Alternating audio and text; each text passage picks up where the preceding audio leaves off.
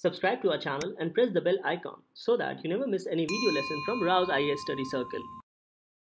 Join the official Telegram channel of Rouse IAS Study Circle to stay updated and get all the materials on the Telegram. The link to the channel can be found in the description box. Hello and welcome to the weekly series of the Explained section of Indian Express. Now today let us discuss the news which has appeared in the 4th week in the Explained section of Indian Express and the news which has not been covered in the DNS videos. So on this note, let's start our today's discussion. Now let's take up this first article in the Explained section of Indian Express. It says, how the Ever Given is being moved to clear the Suez Canal. The Suez Canal blockage caused by the stuck cargo ship has been holding up an estimated $9.6 billion of goods every day, and trading companies have been forced to reroute their ships. Now another aspect of the news highlights that opening of the Suez Canal shortened this trip by approximately 6,000 miles. So the ships which are using alternate routes are covering an extra 6,000 miles, and this is impacting global trade.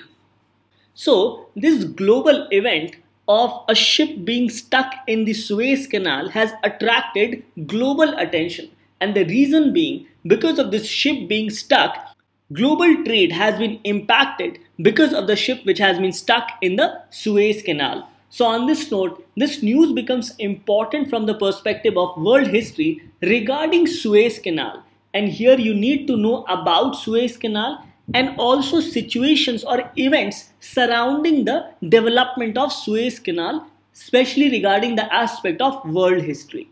So the question remains as to why did this incident drew global attention. So this container ship named MV Ever Given, which is being operated by the Taiwanese transport company, was stuck in the Suez Canal, and this resulted in number of cargo ships being stuck for weeks. Now this led to an estimated daily economic loss worth $9.6 billion, as majority of the trade between Atlantic and Indian Ocean takes place through this Suez Canal. Further, because of the falling trade, it also led to the fall in crude oil prices, as it was down by $1 per barrel to $63.67 per barrel, and trading companies were forced to use alternative routes to avoid economic loss. So because of all these reasons, this particular news in the Explained section becomes very important. So this news becomes important from the perspective of world history, current events of international importance, and also from the perspective of world geography, especially regarding the location of this canal. So first and foremost, Suez Canal is situated in Egypt, and it connects Red Sea and Mediterranean Sea, and overall reduces the distance between Atlantic Ocean and Indian Ocean, thereby facilitating trade. Now regarding Suez Canal, you must know that this canal was inaugurated in November 1869. However, this canal was not built from scratch, but previously attempts were made to develop water bodies connecting the Mediterranean Sea to that of the Red Sea. Now another important aspect which you must know is that initially, this canal was controlled primarily by Britain and France. However, the canal was nationalized by Egypt in approx 1957, and this increased the tension between Egypt and Soviets on one hand and Britain and France, including Israel, on other hand. So in this discussion, let us understand all these developments surrounding the construction of Suez Canal, and also the rift between Britain and France on one hand and Egypt and Soviets on the other hand. Now regarding the syllabus, this topic gets covered under current events of international importance and also with respect to world geography, especially regarding maps. And in the mains, this topic gets covered under GS paper 1, especially regarding the history of the world, including events from 18th century onwards. So on this note, let's understand certain historical facts with respect to the construction of Suez Canal and also events which preceded the development of Suez Canal. Now, I had already mentioned that even though the canal was inaugurated in November 1869, efforts have been taken in the past to construct the canal. So even during the 1887 to 1849 BC, during the era of Pharaoh Senusret III, he built the first canal linking the Erythraean Sea which is also known as the present Red Sea in the south, to the Nile River in the north, thereby opening a waterway to the Mediterranean Sea. So for the first time, such a colossal effort was taken under the era of Pharaoh Senusret III during 1887 to 1849 BC. Further, even Pharaoh Necho II started building another canal from Nile River to the south, and it was Persian Emperor Darius I who completed this canal. Now, during a period of time in the history, the construction of canal was stopped mainly because of deposition of silt. So many geologists believe that the Red Sea receded over the centuries and its coastline moved southward away from the lakes in Suez. And because of this, canal construction activities was stopped. So it says that for centuries the canal was abandoned by Egypt's rulers until the arrival of Napoleon Bonaparte. However, even Napoleon Bonaparte could not construct the canal because of inaccuracy in their measurements. But in the mid-80s, French diplomat and engineer Ferdinand de Lesseps convinced the Egyptian viceroy Sayyid Pasha to support the canal's construction. So we understand that efforts have been taken in the past with respect to construction of the Suez Canal. So if a statement is asked in your prelims examination that the construction of Suez Canal started from the scratch in 1867 and was completed in 1869, then this statement would be incorrect, as various efforts have been taken in the past to construct the canal. Now regarding Napoleon's efforts, it was because of his inaccuracy in their measurements he could not construct the canal. But the question remains as to why Napoleon Bonaparte was so much interested in constructing the Suez Canal. Now to answer this question, we need to go into the aspect of world history. So it says that Napoleon invaded Egypt in 1798 as a part of his global campaign to weaken the British Empire.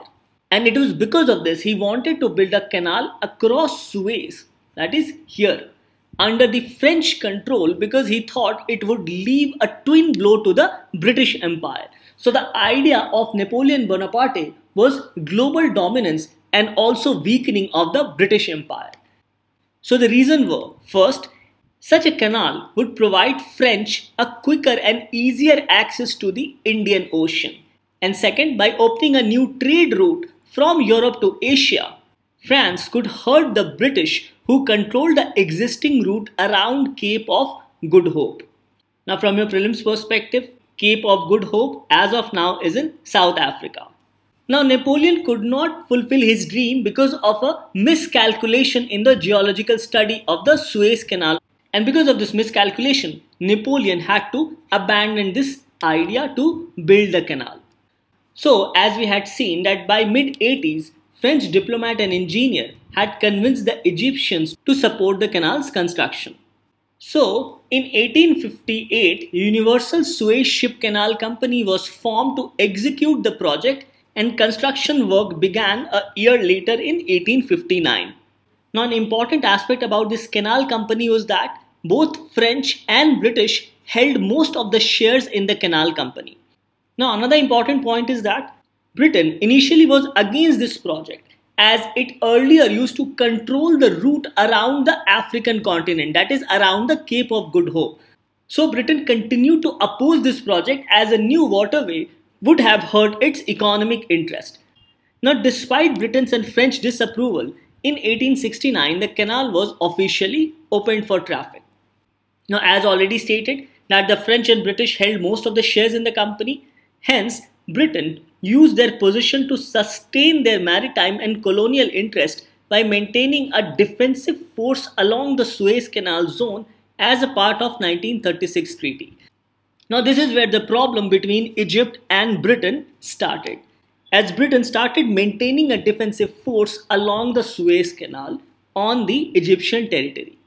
So in 1954, facing pressure from the Egyptian nationalists, the two countries, namely Egypt and Britain, signed a 7-year treaty which led to the withdrawal of British troops from the Suez Canal region. So since this 7-year treaty, both France and Britain operated the canal till 1956, when Egypt's president Abdul Nasser nationalized the Suez Canal. And it is here where the problem between French and Britain on one side against Egypt started. and this effectively led to the Suez War of 1956. So in 1956, three countries mounted an attack against Egypt. So these three countries are obviously Britain, France, and a third country joined, namely Israel. So if we see in this particular map, this is Israel and it borders Egypt, particularly the Sinai Peninsula region of Egypt. And it is because of this, Israel also joined forces with Britain and France. So the whole idea of Britain, France and Israel was to take control of the Suez Canal. And in order to take control of the canal, these governments launched military operations against Egypt. Now this military operation led to sinking of various ships, and this also led to the closure of the canal for a certain period of time. However, the canal was then reopened after 4 months of the military operations. However, this conflict, which started in 1956 after nationalization of the Suez Canal, ended in 1957 after United Nations stepped in, as the UN got involved, and was followed by the deployment of UN peacekeeping forces at the Suez Canal, particularly in the Sinai region. So, the occupying forces, namely Britain, France and Israel, were asked to withdraw their troops as UN peacekeeping force were stationed at Sinai to maintain peace between Egypt and Israel. So apart from Britain and France, we also see the involvement of Israel against Egypt, especially with respect to regaining control over the Suez Canal. Now so far we have seen the involvement of Britain, France and Israel. But later we'll find out that even Russia came in the support of Egypt, and United States did not support Britain and France as was thought to be under Eisenhower presidency, as US believed that Britain did not take approval from United States to launch a war against Egypt. So we have seen that after the Nasser government of Egypt nationalized the Suez Canal, Israeli troops attacked the Egyptian Sinai Peninsula, which were later joined by French and British troops. And the plan was to take control of the canal and also remove President Nasser of Egypt.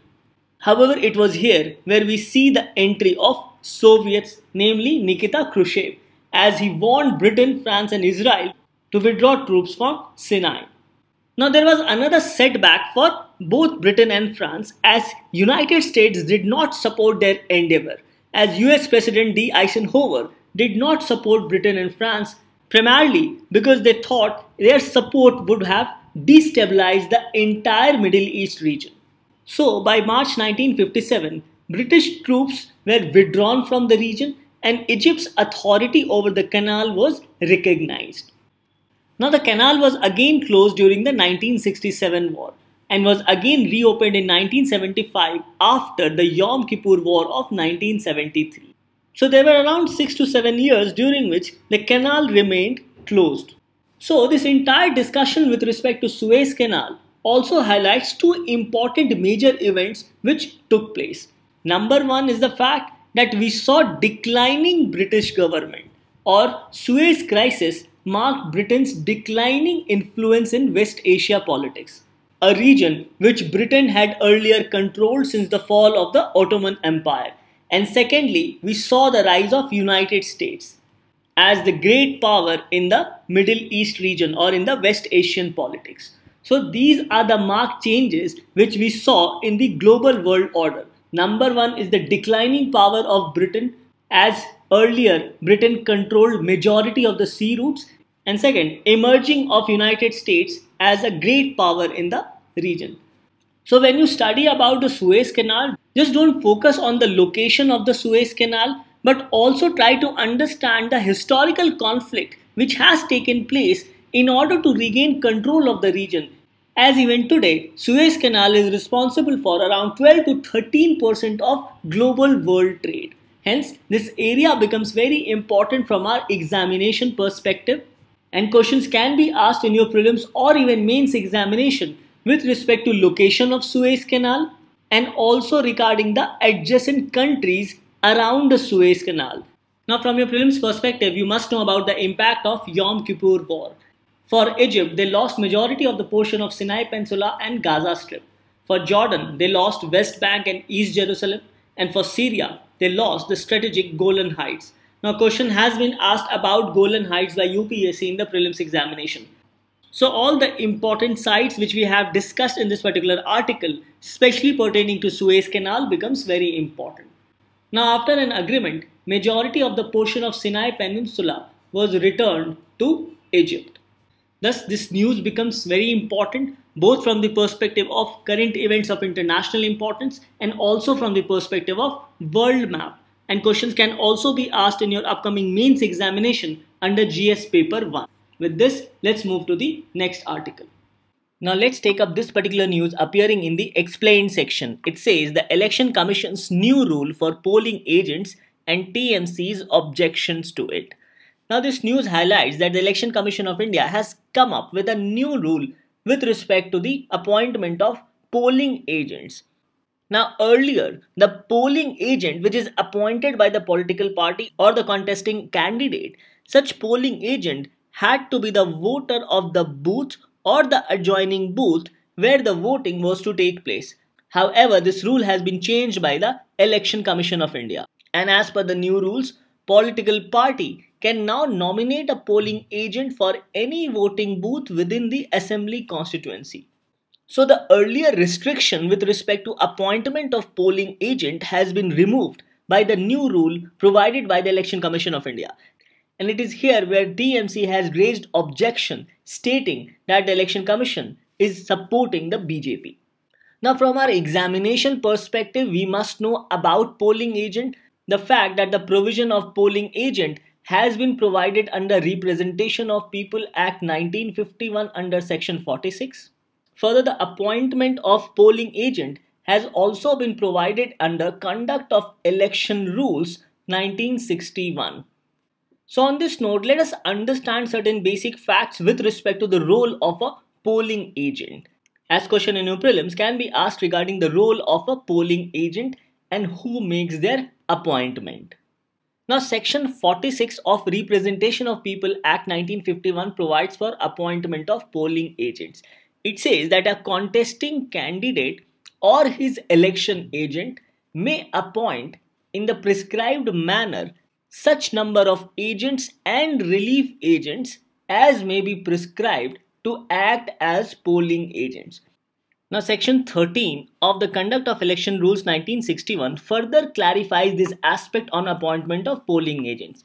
It says that the number of polling agents that may be appointed under section 46 of Representation of People Act 1951 shall be 1 agent and 2 relief agents.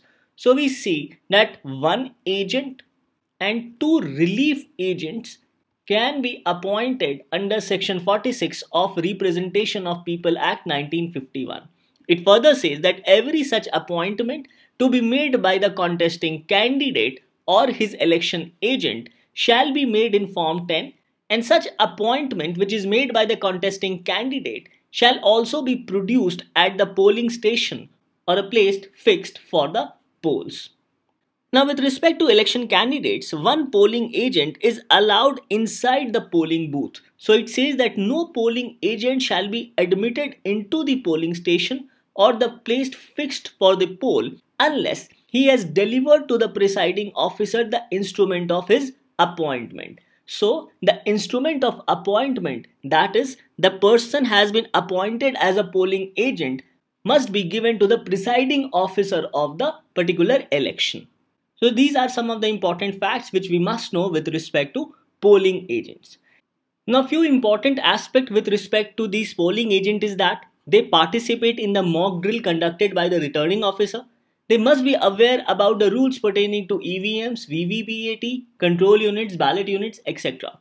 And another important aspect is that the law does not provide for their qualifications, or rather the law is silent on their qualification, and it is totally upon the contesting candidate as to whom he appoints as his polling agent.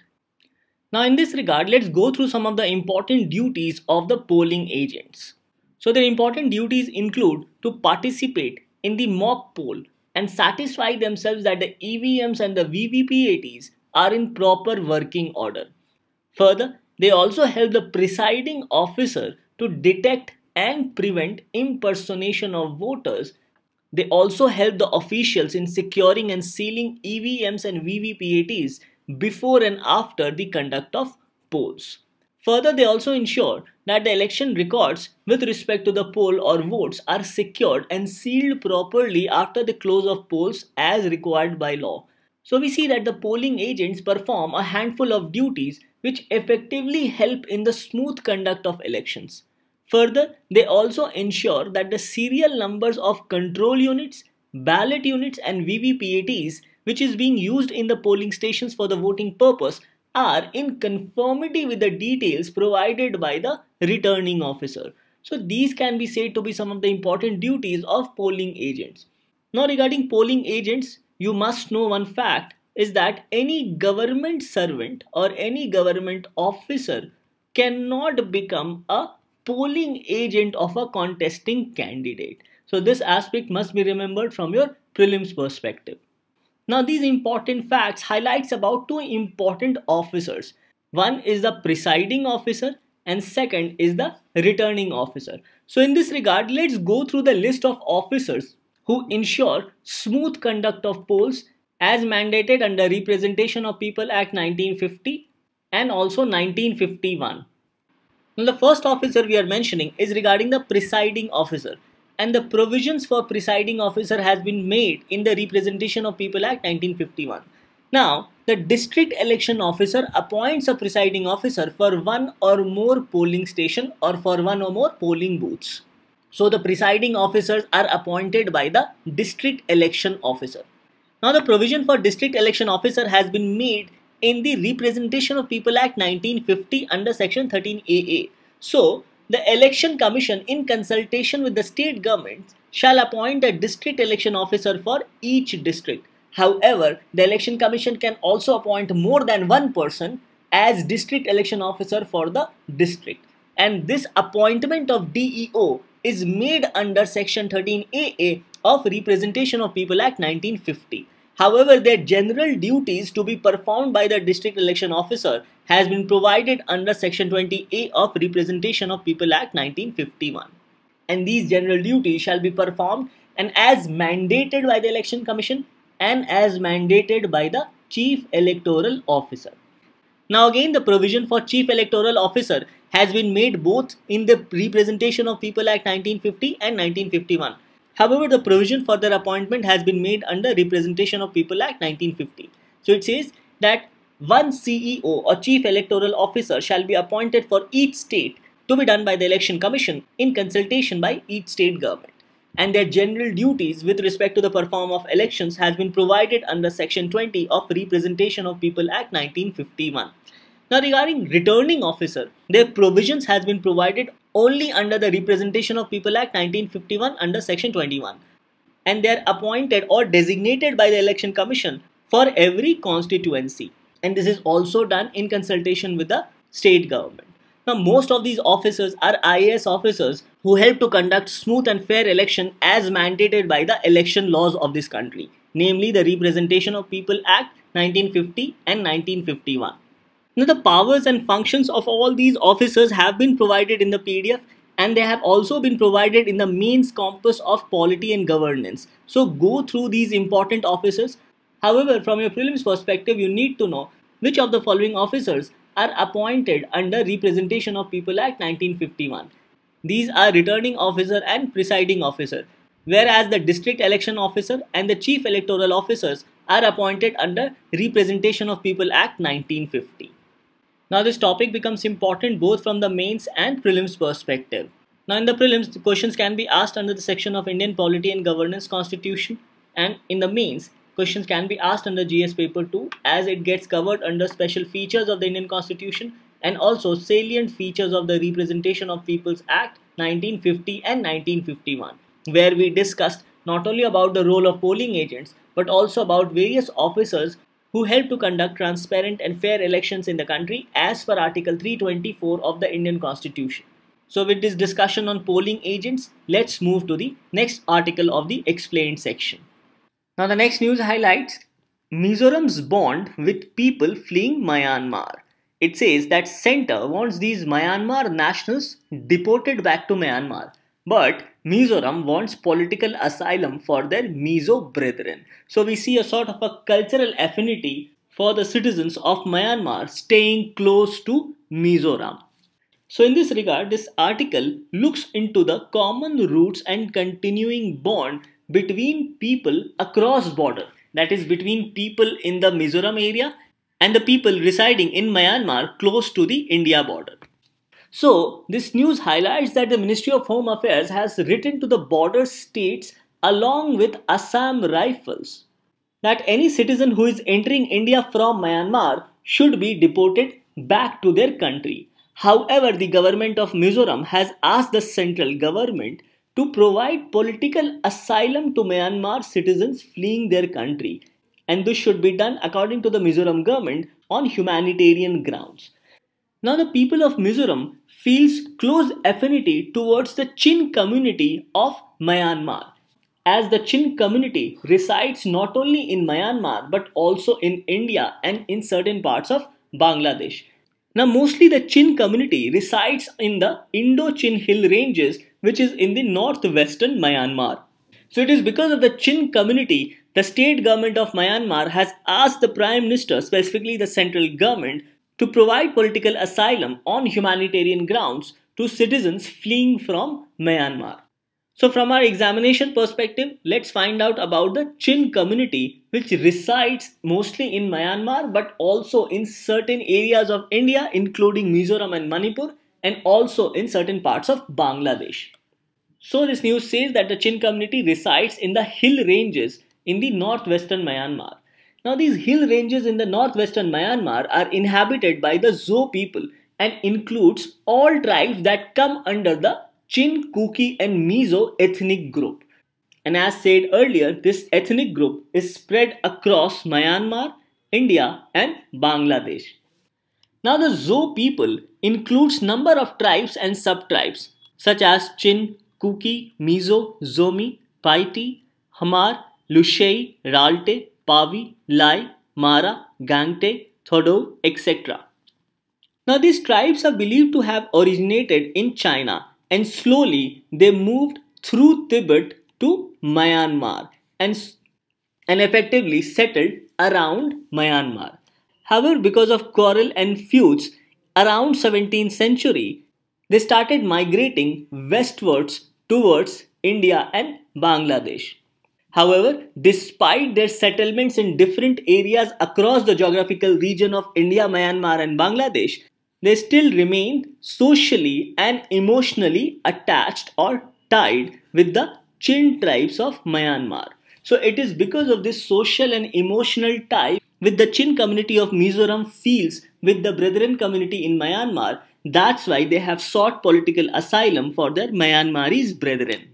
So there exists an emotional bond between the Chin tribes of India and Myanmar, and they also consider themselves as one people despite past conflicts and also despite the fact that they are separated by an international border spanning across 510 kilometers.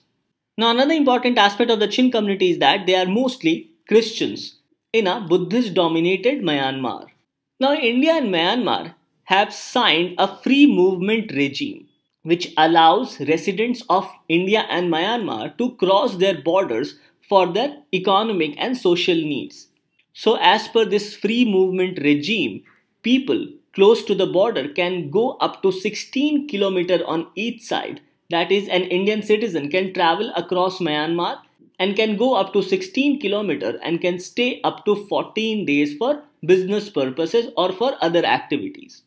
So this aspect of free movement regime between India and Myanmar must be remembered from your prelims perspective. Now the question remains as to why India is sending back the refugees or has ordered the bordering states along Myanmar to stop taking refugees and deport them back. Now this is because India is not signatory to the United Nations 1951 Refugee Convention, and accordingly, as per India's Foreigners Act 1946, have asked the bordering states to send back or deport the Myanmarese nationals back to their country. So the 1951 Refugee Convention and its 1967 Protocol defines the term refugee and outlines the right of refugees as well as the legal obligation of states to protect them. However, India is not a signatory to this convention. Now, this convention mentions about an important term known as non-refoulement. So, according to non-refoulement, it says that a refugee should not be returned to a country where they face serious threats to their life or freedom. And this is now considered a rule of customary international law. However, India has not ratified this convention. Hence, the core principle of non-refoulement does not apply to the Indian government. And here the Ministry of Home Affairs under Section 3 Clause 2 Clause C have asked these bordering states to deport the Myanmarese nationals back to their country. So this particular provision says that the central government may by an order make provision with respect to all foreigners or with respect to any particular foreigner or any prescribed class or description of foreigner for prohibiting, regulating or restricting the entry of foreigners into India or their departure therefrom, or their presence or continued presence therein. Clause 2 says that the orders made under this section may provide that the foreigner shall not remain in India or in any prescribed areas therein. And accordingly, the central government has notified that these Myanmarese nationals should be deported back to their home country. So this news becomes important both from your prelims and mains perspective. As from your prelims, you need to know about the states bordering Myanmar, which are Mizoram, Manipur, Nagaland and Arunachal Pradesh. You need to know about the emotional relations which the Chin community across India and Myanmar shares with each other. Further, you also need to know about the free movement regime between India and Myanmar and the fact that India is not a signatory to the 1951 United Nations Refugee Convention, and also about the principle of non-refoulement. Further, the fact that Government of India under the Foreigners Act 1946 has ordered the bordering states along Myanmar to deport Myanmarese nationals entering India. So these news becomes important both from your prelims and mains perspective. In the prelims, it gets covered under current events of national and international importance, and it also gets covered under world geography and Indian geography, especially with respect to physical, social and economic geography of India. And in the mains gets covered under GS paper 1, especially with respect to salient features of Indian society and diversity of India, and the geographical features and the location changes in critical geographical features and flora and fauna and the effects of such changes, and under GS paper 2 under India and its neighborhood relation with respect to the aspect of international relations. So with this article, let's move to the next article of discussion. Now the next article in the explained section says, why India is no country for working women. The percentage of working age women, that is between 15 to 59 years of age, who are economically active in the country is far lower than the global average. And here this article is talking about the labor force participation rate for women, which has declined. And as per this article, the labor force participation rate for women in India is 21%. So, to understand this article, we need to understand this term labor force participation rate. So this rate highlights a percentage of total women within the working age, that is within 15 to 59 years, who are seeking work or who are working. Now this includes both working women, that is those women who are employed, and those women who are seeking work, and this percentage is mere 21%. So it also means that 79% of women in India does not seek work who are between 15 to 59 years of age. So it is here where this article mentions about the declining labor force participation rate for women because of various factors. Now regarding the labor force participation rate, it says that it is a measure of the proportion of a country's working age population that engages actively in the labor market either by working or by looking for work, and it provides an indication of the size of the supply of labor available to engage in the production of goods and services relative to the population at working age. So a labor force participation rate for women being 21% in India means that out of 100 women in India, only 21 women are either employed or are seeking employment or who wants to work. And it also means that there are 79 women who do not want to work or who are not seeking employment. Now, this statistics of 21% with respect to labor force participation rate for women is not even half of the global average, as the global average is 47% for women. Further, if you see in this particular map, it says that the female participation in the labor force in India languishes at the bottom, and this refers to the proportion of women aged 15 and older who are economically active. And here you can see the graph of India, which is even below Saudi Arabia and Bangladesh. Now, there are various reasons with respect to decline in labor force participation rate, and it includes reasons with respect to supply side and reasons from the demand side. Now, regarding supply side, it mentions about higher enrollment of females in higher educational institutions. So, since more number of females are registering themselves for higher institutions, hence they are not seeking work or available for work. Next, it says that more number of women opting for household duties due to increase in household incomes or even other reasons. So another reason is household work, as household work is not considered as work regarding the labor force participation rate. And the other factor on the supply side includes cultural factors as well as social constraints and patriarchal norms, as there are number of families where women are not allowed to work. So these are some of the reasons from the supply side. Regarding demand side, it mentions about structural transformation, whereby it mentions about decline in agriculture not accompanied by creation of jobs for women in other sectors. So in agriculture, majority of the women are employed. However, decline in agriculture has resulted in unemployment for most number of reasons. And this decline in agriculture has not been accompanied by creation of jobs in other sectors for these women. Another reason is decline in labor intensive industries in the urban areas in India, and also significant wage gap between males and females. So these are some of the reasons for decline in female labor force participation rate in India. Now, Government of India has taken number of steps to improve female work participation. These includes improving the safety of women at workplace, as the government has come up with Mahila Shakti Kendra scheme, which empowers rural women through community participation. Another aspect is encouraging female entrepreneurship. It says that to promote female entrepreneurship, the government has initiated schemes like Mudra, Stand Up India and Mahila E-Heart. Now, Mahila E-Heart is a unique direct online marketing platform scheme to support women entrepreneurs, SHGs and NGOs. Another initiative includes Rashtriya Mahila Kosh, as it provides microcredit at concessional terms to poor women for various livelihood and income generating activities. Another scheme includes Prime Minister's Employment Generation Program, as under the scheme, women entrepreneurs are provided 25% and 35% subsidies for the project set up in urban and rural areas respectively.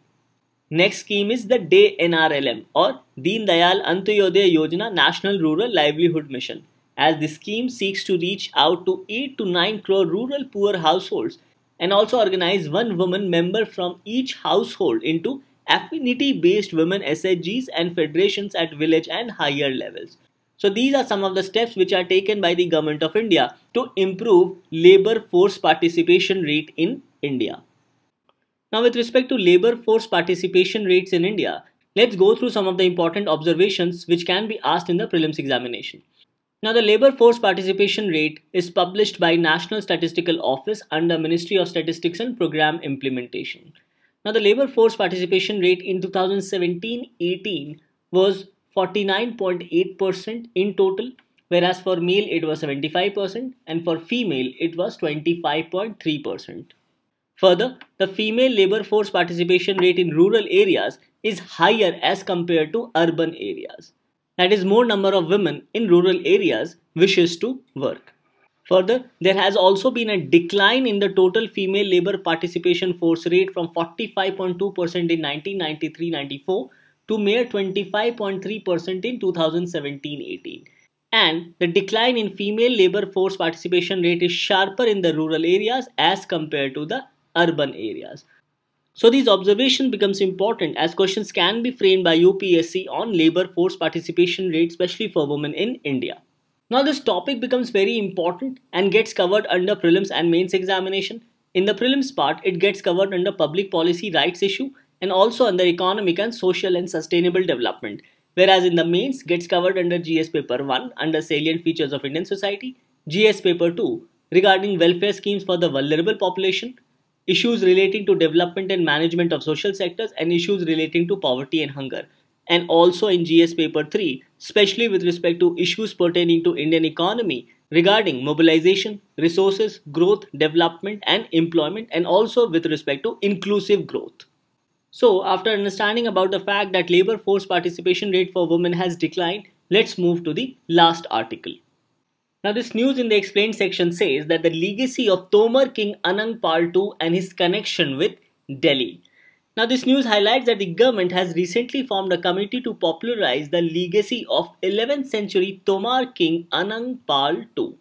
Now crediting Anang Pal II with giving Delhi its present name and also repopulating Delhi, the National Monument Authority has embarked on a mission to present the correct history to the people through the works of historians, academics and archaeologists. So in this news analysis, we need to know about Anang Pal II, especially with respect to our prelims point of view. Now this news says that Anang Pal II was instrumental in populating Indraprastha and giving it its present name, Delhi. The region was in ruins when he ascended the throne in the 11th century, and it was he who built the Lal Kot Fort and Anang Tal Baoli. So here, very briefly, let's go through some of the important highlights with respect to Anang Pal II, who was a Tomar king.